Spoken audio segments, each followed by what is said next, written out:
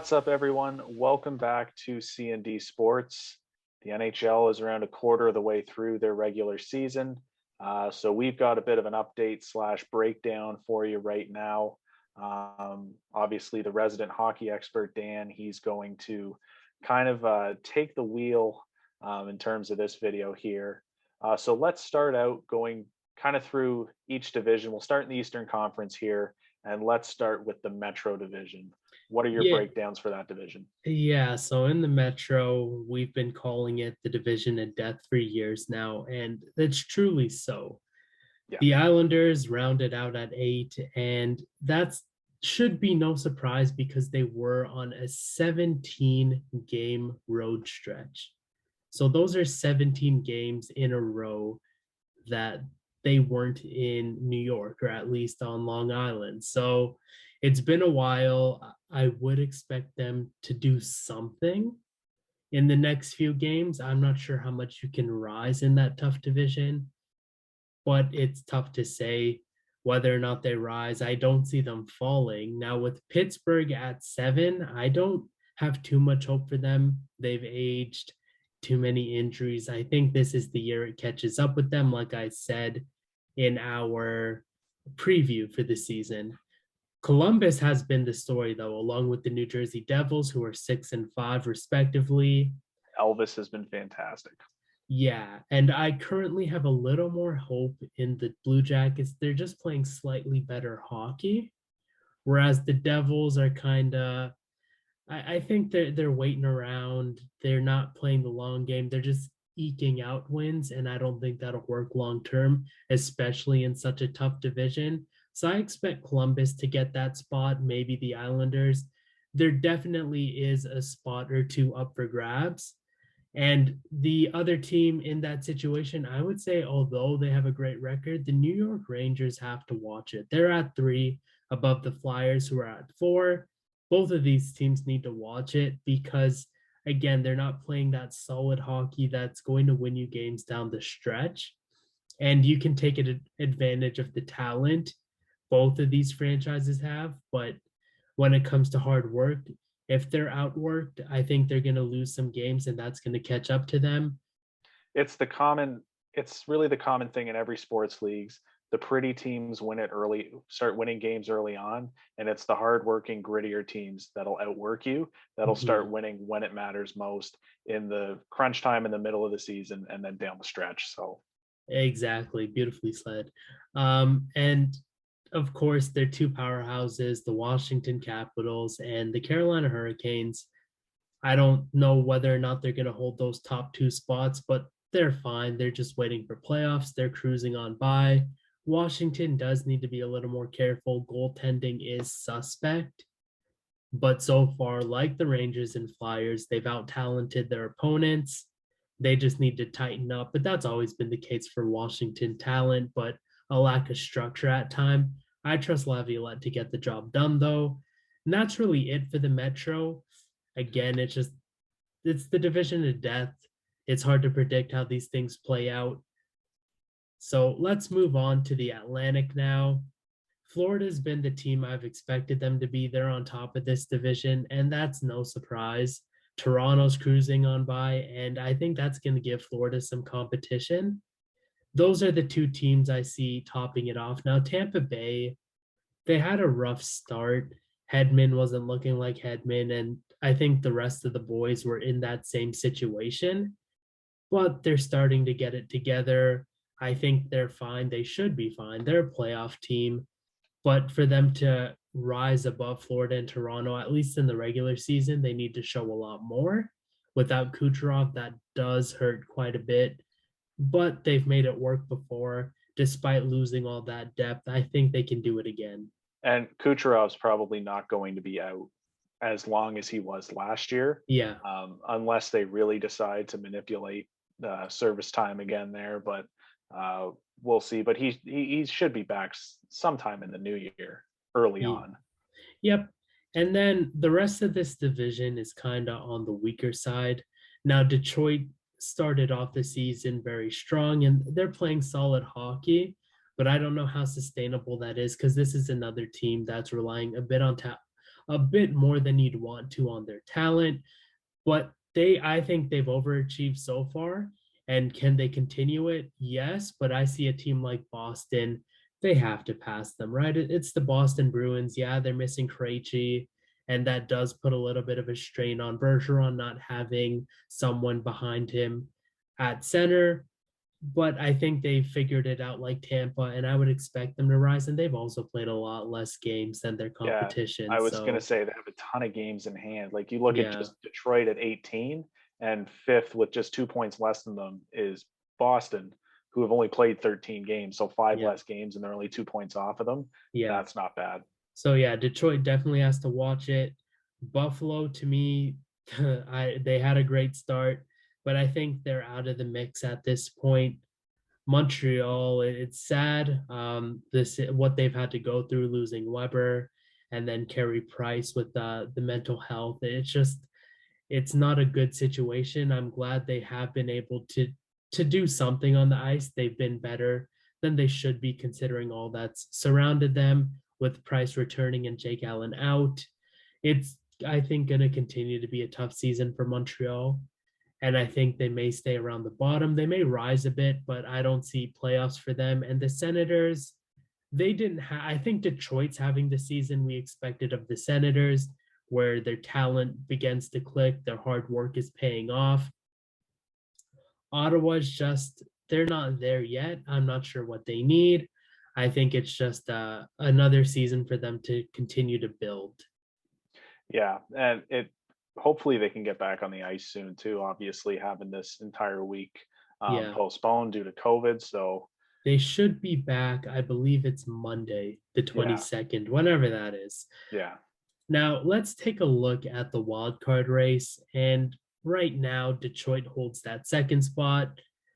I think by the end of it, the Metro's going to get those two wild card spots.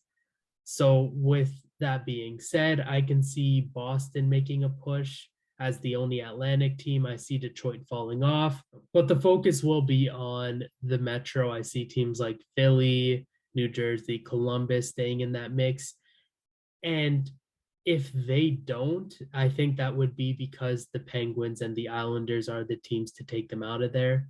The Penguins, I mean, it's Sidney Crosby's team. Yeah, I counted them out, but they should be better than what they've shown so far. And the Islanders should be much better than what they've shown so far. So those are the teams I'm looking at to take those spots.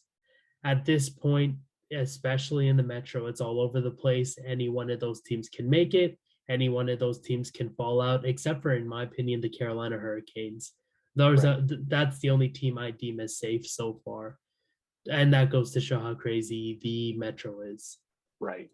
So let's shift gears now to the Western Conference here, and we'll start with the divisional breakdowns again. We'll start with the Central. This is another tight race. I would say they're the second toughest, despite having bottom feeders like the Chicago Blackhawks and the Arizona Coyotes, who right now Arizona is on pace for a whopping 8 wins.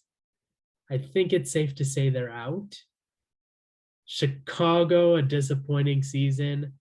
And despite the talent, I think they're also out. So that leaves a six-headed monster, and any one of these teams can make the playoffs. Minnesota, I do expect a bit of a drop off. It's mostly because of experience, and they're just not dominating like these other teams. Nashville, to me, has overachieved so far, but they're a team you can never count out. Dallas is another team that has been disappointing. So some wins there they've been stolen. So if that's the case, I think for the most part things remain the way they do. Colorado, St. Louis should rise. And at that point, I would just expect a bit of a drop from the Predators and the Wild. And overall, for things to remain in terms of a playoff standpoint and divisional rankings, I think your top five will remain your top five and your bottom three will remain your bottom three. I agree. Let's shift gears now to the Pacific Division here. And this has been probably the most interesting division in hockey so far. So there are two stories here, and the California story is what inspired us to make this video. You have all of them seemingly rejuvenated. But we have to remember Vegas did go through heavy injuries. Yeah. They lost Stone, then Pacioretty. Martinez has been in and out of the lineup. White Cloud's out. They're still getting used to life without Marc-Andre Fleury. But they're still in the mix. And they're playing better hockey now. Yeah. Chandler Stevenson stepped up. They've acquired Jack Eichel. Cap-wise, I'm not sure how that all works out. But they didn't lose anything to do that outside of Peyton Krebs, because Alec Tuck wasn't going to play much this season anyways, and he hadn't at that point. So for Vegas, I think they're going to cruise on up, and that's bad news for Calgary. I think Calgary's they've started off all right, but they're just losing too many games, and what's boosted their record is those are the overtime losses. So right. I don't expect much out of Calgary except a drop off, and hopefully that encourages them to make some moves, because I don't think they have what it takes. Maybe they make the playoffs, but they don't do much in it. And I think it's time for Calgary to go through that retool, not quite a rebuild, because they are a solid team. Edmonton safe. But again, let's talk about these California teams. The Anaheim Ducks are on top. And how sustainable is that? I don't know, because everything they've done has been to a surprise to, I think, all of us. Now, we did know they've acquired a lot of young pieces. Same with the Kings. And we didn't expect it to click this well. No, not this well, and not this early. Yes. Like, we knew their decor was going to be nasty. We know John Gibson is nasty, but this is a team that had nothing offensively. And now it just clicked. Comtois isn't their leading scorer. Troy Terry is one of the best players in the NHL right now. Yeah. He came out of nowhere, in my opinion. Trevor Zegras, it has been up and down, but he's there too. They have a lot of threats, and it just works. I'm not sure, again, how long this is going to last. Maybe it lasts for the entire season and they prove us wrong. But you have to expect Edmonton and Vegas to step up. But that third spot, like we said from the start, it's wide open. And that's where a California team can sneak in, whether it's Anaheim or LA. You can't count out San Jose. The vets are working. The young guys are working. I think any team here is in the mix. Even if somehow Vancouver makes it click, I think they have to do something management-wise. I think whether that's Jim Benning, Travis Green, or both being moved on from.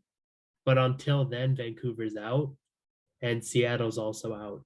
What we have to remember with Seattle is they're not the Vegas Golden Knights. That's like a once-in-a-lifetime kind of thing. They are an expansion team, and they're playing like it. Yeah, they're playing like it. And of course, we expected more because, in my opinion, they did have a better draft than Vegas did. But what Vegas did was special, is a special core, and I think it's going to take a little more time for Seattle to get there.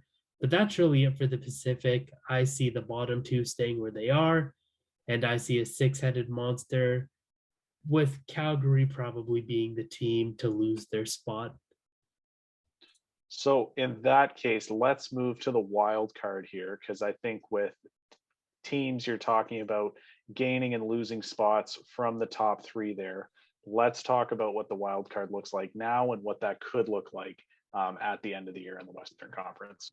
The wild card race, the only thing I can guarantee are from the Pacific, Edmonton and Vegas should get their spots, and from the Central, I think Winnipeg, St. Louis, and Colorado, those are the only teams I can guarantee. That's 5 of 16, which means 2/3 of this conference.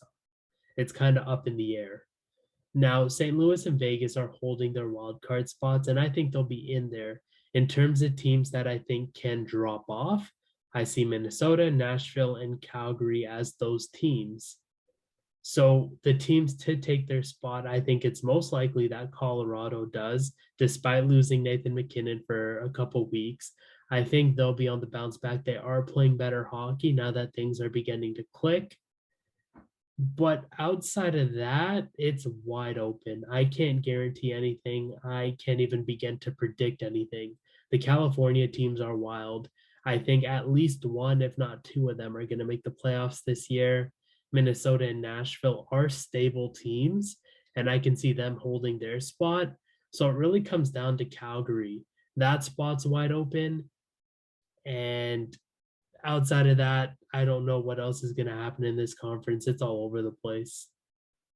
Yeah, and I think it'll continue to be all over the place for a good majority of this season here. So Yeah. overall, it's been an exciting first quarter of the season here. We can anticipate that it's going to continue to be an exciting rest of the season, leading up to the Olympic break and even after the Olympic break. Um, so again, super exciting. Make sure to stay tuned. We'll have other uploads as the season progresses. Our next breakdown will probably be around halfway through the season. So with that, that'll do it for our quarter season breakdown. Thanks for watching, guys. If you like this video, give it a like down below, subscribe so you don't miss any of our other uploads. Comment down below what you've thought through the first 20 or so games of the year, what you've liked, what you haven't liked. Let us know in the comments. And with that, we'll see you in the next video. Peace.